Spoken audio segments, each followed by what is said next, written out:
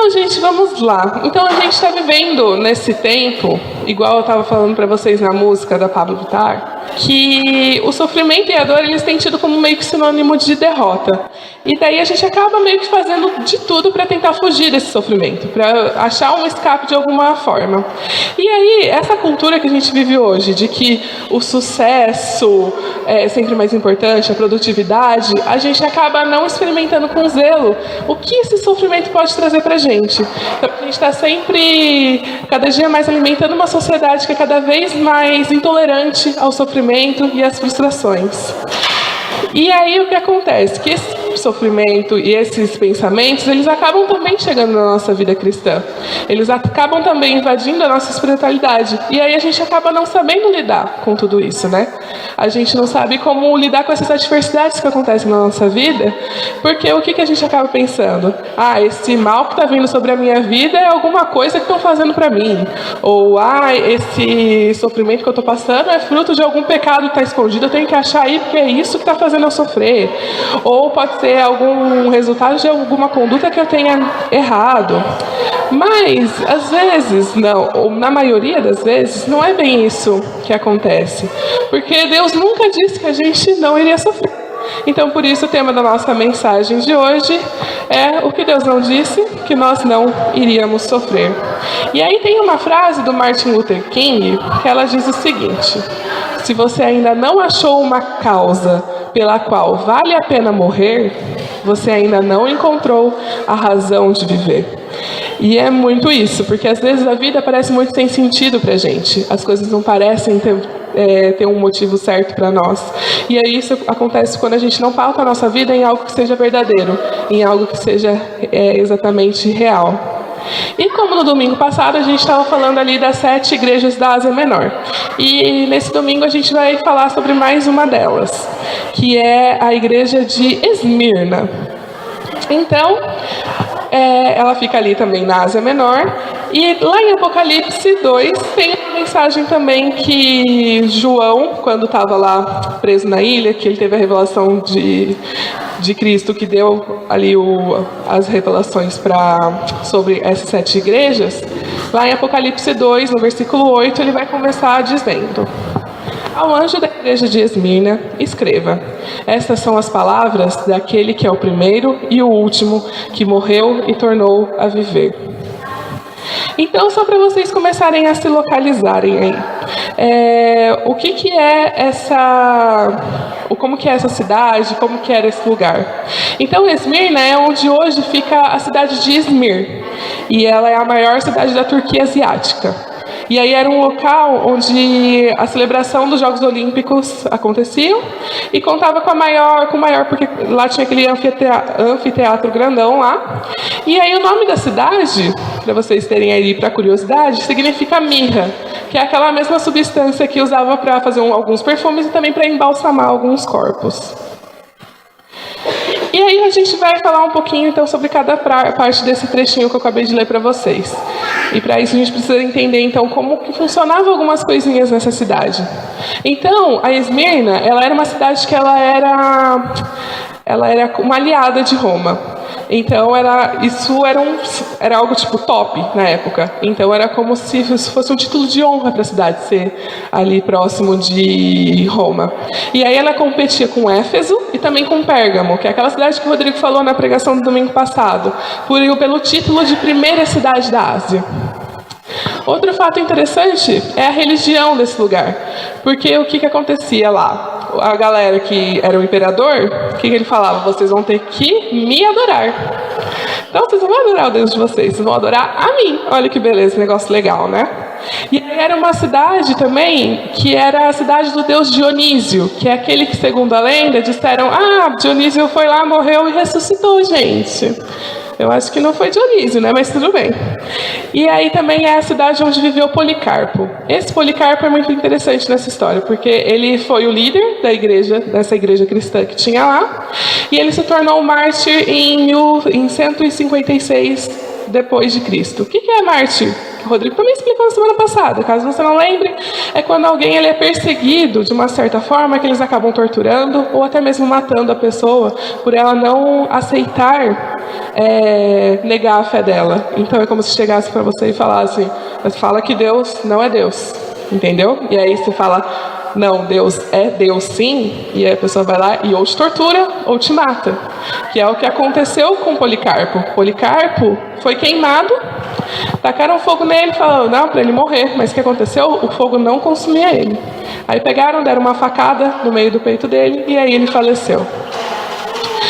E um outro ponto interessante dessa cidade, que além deles terem que adorar ao imperador, além deles terem ali o deus Dionísio como o deus da cidade, ainda a cidade ela era repleta de vários outros templos, de vários outros deuses.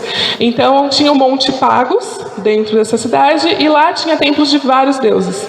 Era o templo que eram dedicados a Cibeles, a Zeus, a Apolo, a Afrodite, a Esculápio.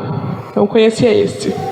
Então vamos ali só para você entender o caminho todo dessa cidade de Esmirna. Ela era uma cidade aliada de Roma, era obrigada a adorar o imperador, tinha como deus da cidade Dionísio e ainda era repleta de templos que eram dedicados a tudo quanto é Deus. E aí, o que aconteceu? Falaram, vamos botar uma igreja cristã aí no meio. Olha que lugar legal, né, gente? Falaram, um lugar perfeito para botar uma igreja cristã era essa cidade. E aí que o texto lá que a gente leu no início, ele vai seguir. Então, ele fala que era uma carta escrita ao anjo de Esmirna, que era, na verdade, pastor dessa igreja cristã. E daí ele fala que essas palavras eles são do primeiro, que é o primeiro e o último que morreu e tornou a viver. Então a gente vai começar a analisar um pouquinho dessa parte do texto, que morreu e tornou a viver. Quando Cristo ele disse que ele estava morto, mas estava vivo, o pessoal que morava nessa cidade, eles sabiam do que Jesus estava falando, porque eles passaram por algo parecido. Lá em 1000 antes de Cristo, os lídios eles invadiram toda a cidade, destruíram tudo que tinha lá, e só no ano de 200 antes de Cristo que foi reconstruída a cidade. Então eles já tinham também passado por algo nesse sentido. Então essa frase que Cristo manda para eles faz sentido na vida deles, porque eles assim também já tiveram tudo destruído e voltaram à vida. E o texto de Apocalipse 2 ele vai seguir falando assim: conheço as suas aflições e a sua pobreza, mas você é rico. Conheço a blasfêmia dos que dizem judeus, mas não são, sendo antes sinagoga de Satanás. Então, mais uma vez, a gente vai aí por trechos. Então, conheço as suas aflições. O que ele quer dizer com esse conheço as suas aflições? E é a partir daí que a gente entende qual era o sofrimento que essa igreja cristã que estava lá no meio de Esmirna passava. Porque essas aflições que ele diz aí é a mesma coisa que pressão social hoje pra gente, né? Que os termos vão mudando e a gente vai se acostumando. Então, os crentes que viviam lá em Esmirna, eles estavam sendo atacados e mortos. Porque lembra que eles tinham que adorar o imperador, tinham que se render a outros deuses e tudo mais. Então, eles eram mortos. Então, uma vez aconteceu que daquele pico, daquele monte que chamava Pagos, que tem vários templos, eles chegaram, juntaram 1.200 que se diziam cristãos e falaram, meio que, qual a palavra? Testaram a fé deles. E eles não disseram que Deus não era o Deus deles. Eles afirmaram, não, a gente serve ao nosso Deus, é o nosso Senhor Deus. E o que eles fizeram? Jogaram de cima desse monte 1.200 cristãos. De uma outra vez eles fizeram a mesma coisa, e mais 800 cristãos foram jogados desse monte. Então se tinha uma coisa que ali não estava, era fácil, né? Para eles viverem ali sendo cristãos. Uma outra parte desse texto que ele cita é a questão da pobreza. E aí a pobreza, se você traduzir ali do grego, que é a parte do Aline também é cultura, né, gente?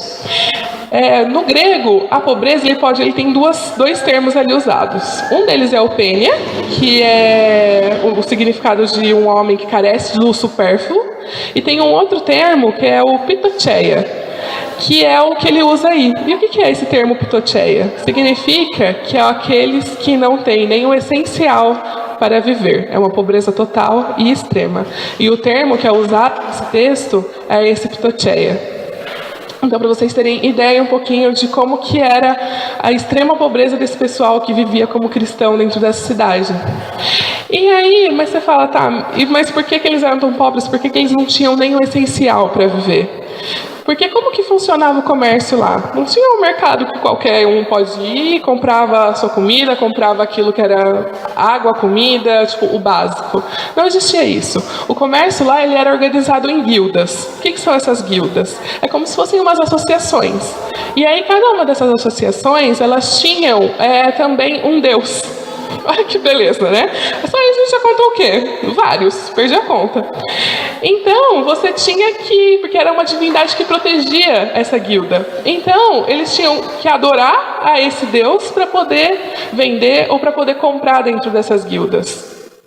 Então, eles não tinham outro meio para conseguir comida, para conseguir vender as coisas, para conseguir trocar. Eles não tinham jeito. Então, por isso que eles ficaram nessa pobreza tão grande, no qual nem mesmo o básico eles tinham para poder viver. E aí, mais para frente no texto, ele também fala sobre conheço a blasfêmia dos que se dizem judeus. Então, o que eram essas blasfêmias? Os cristãos, eles estavam sendo acusados por crimes que eles não cometeram, por coisas graves. E aí eles sofriam falsas acusações dos outros judeus que viviam também nessa cidade.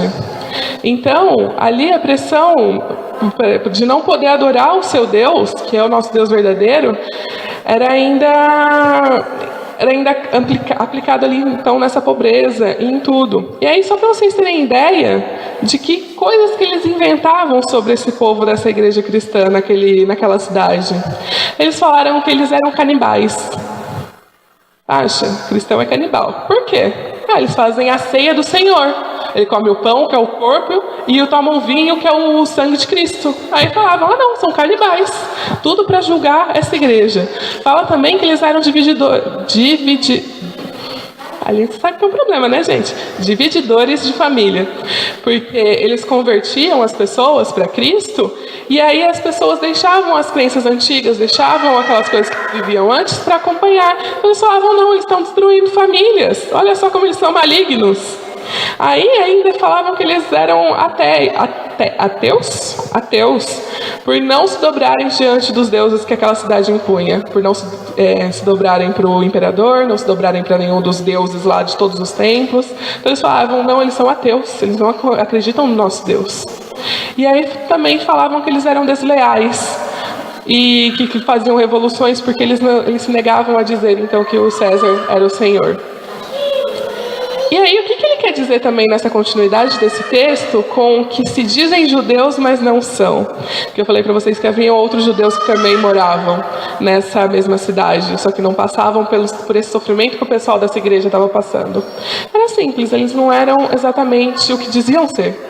Então, eles se corromperam, se negaram a Deus e foram se adaptando, porque as dificuldades vão surgindo e às vezes a gente acaba vendendo os nossos princípios, a gente acaba deixando para trás os nossos princípios só para não sofrer. Então, era isso que esses judeus que se diziam não judeus faziam. E aí, o texto lá em Apocalipse 2, ele vai continuar. Então, a gente analisou essa primeira parte, então vamos continuar. E aí ele continua dizendo, não tenha medo do que você está prestes a sofrer. Saibam que o diabo lançará alguns de vocês na prisão para prová-los, e vocês sofrerão perseguição. Durante 10 dias, seja fiel até a morte, e eu lhe darei a coroa da vida. Então, essa expressão que ele usa, 10 dias, não quer dizer exatamente 10 dias. Ele se refere a algo que seja breve, algo que seja de um curto período. E se você quiser entender melhor esse termo 10 dias, vai lá em Daniel capítulo 1, do versículo 8 ao 16, que você entende um pouquinho. O Rodrigo deixou aqui de leitura para casa. Se fosse você anotava, porque vai que, né? Ele falou para eu deixar ele de lição. Tá bem? Então, só para vocês terem noção, esse versículo ele se inicia dizendo, não tenha medo. Então, essa igreja lá, ela estava sofrendo por tantas coisas. Então, eles estavam sendo mortos, eles passavam fome, eles eram caluniados, eles eram julgados por toda a vida deles. Aí vem Jesus e fala, não tenha medo, você fala, querido, olha o sofrimento que eu estou aqui, como que eu não vou ficar com medo? Para você ter ideia, esse termo não tenha medo, ele aparece 366 vezes na Bíblia. Então é praticamente uma mensagem, uma lembrança ali para você por dia de que você não precisa ter medo. Porque Deus ele vai estar com você apesar de tudo isso. Porque seja fiel até a morte e eu lhe darei a coroa da vida. E aí o texto continua e ele diz assim: aquele que tem ouvidos, ouça o que o Espírito diz às igrejas. O vencedor, de modo algum, sofrerá a segunda morte. Thaline, o que é essa segunda morte, só para entender? Então, aí a gente tem vários textos que estão em Apocalipse que nos explicam um pouquinho sobre essa segunda morte. Então, o que Deus está falando aqui é que você não precisa sofrer, você, na verdade, não precisa temer esse sofrimento que você está passando hoje. Que, no final, você não vai sofrer essa segunda morte. Então, eu vou ler aqui para vocês, para a gente entender juntos o que significa essa segunda morte. Então, lá em Apocalipse, no capítulo 19, no versículo 20 e 21, diz assim: mas a besta foi presa, e com ela o falso profeta, que havia realizado sinais miraculosos em nome dela, com os quais ele havia enganado os que receberam a marca da besta e adoraram a imagem dela. Os dois foram lançados vivos no lago de fogo que arde com enxofre. Os demais foram mortos com a espada que saía da boca daquele que está montado no cavalo, e todas as aves se fartaram com a carne deles. Vi também os mortos, grandes e pequenos, de pé diante do trono, e livros foram abertos. Outro livro foi aberto, o livro da vida. Os mortos foram julgados de acordo com o que tinham feito, segundo o que estava registrado nesses livros. O mar entregou os mortos que nele havia, e a morte e o Hades entregaram os mortos que neles haviam. E cada um foi julgado de acordo com o que tinha feito. Então a morte e o Hades foram lançados no lago de fogo. O lago de fogo é a segunda morte. Deu para entender então, gente, que essa segunda morte é quando a gente morreu já, carninha, e lá no final a gente vai ter esse julgamento que vai nos fazer ter a vida eterna, ou a segunda morte. E disse-me ainda: está feito, eu sou o Alfa e o Ômega, o princípio e o fim. A quem tiver sede, darei de beber gratuitamente da fonte da água da vida. O vencedor herdará tudo isso, e eu serei seu Deus, e ele será meu filho. Mas os covardes, os incrédulos, os depravados, os assassinos, os que cometem imoralidade sexual, os que praticam feitiçaria, os idólatras e todos os mentirosos, o lugar deles será no lago de fogo, que arde como enxofre. Esta é a segunda morte. Então, vocês percebem o que aconteceu? Nessa cidade, onde não havia chance nenhuma, praticamente aos nossos olhos, de se erguer uma igreja que conseguisse superar tudo isso, se ergueu. E essa igreja, apesar de todo esse sofrimento, ela era fiel a Deus. E uma coisa que eu percebo em todos esses textos, e analisando tudo isso, Cristo ele acompanha a sua igreja no sofrimento. Porque nem sempre esse sofrimento é sinônimo de abandono. Então, assim como eu falei para vocês na letra daquela música do Bom Dia, a gente vai sim passar por tribulações, a gente vai sim passar por sofrimento. Não é porque a gente é cristão que a gente não vai passar por isso. E é isso o tema da nossa mensagem, né? Deus não disse que nós não iríamos sofrer, mas o que pode acalmar os nossos corações é que Deus ele vai estar com a gente para superar tudo isso, de que Ele não vai nos abandonar, e no final a nossa herança vai ser muito maior do que a gente imagina, vai ser muito mais maravilhosa do que tudo aquilo que a gente imagina. E para finalizar, lá em 2 Coríntios, no capítulo 4, no versículo 7 e 11, diz o seguinte: mas temos esse tesouro em vaso de barro, para mostrar que este poder que a tudo excede provém de Deus, e não de nós. De todos os lados somos pressionados, mas não desanimados. Ficamos perplexos, mas não desamparados, mas não desesperados.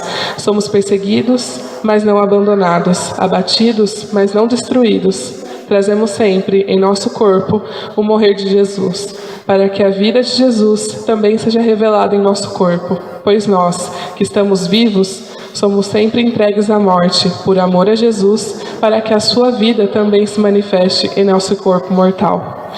Então é isso, gente, que eu tinha para vocês nessa manhã. Terminamos mais cedo? Sim, porque a gente tem o quê? Trabalhar ainda hoje, então vocês, assim, perdoam. Mas eu quero orar com vocês e a gente vai louvar a Deus com mais uma canção, tá bem? Então, Senhor meu Deus, te peço que essa mensagem entre no coração dos teus filhos aqui, Deus. Que nós possamos analisar as nossas vidas e como nós temos lidado com todo esse sofrimento, com as coisas que aparecem no meio do nosso caminho e às vezes a gente não sabe como lidar. Peço que o Senhor esteja abençoando cada um aqui, Deus. Que o Senhor acalme os nossos corações. Que o Senhor possa dar essa certeza para a gente de que o Senhor está conosco apesar de tudo que tem acontecido.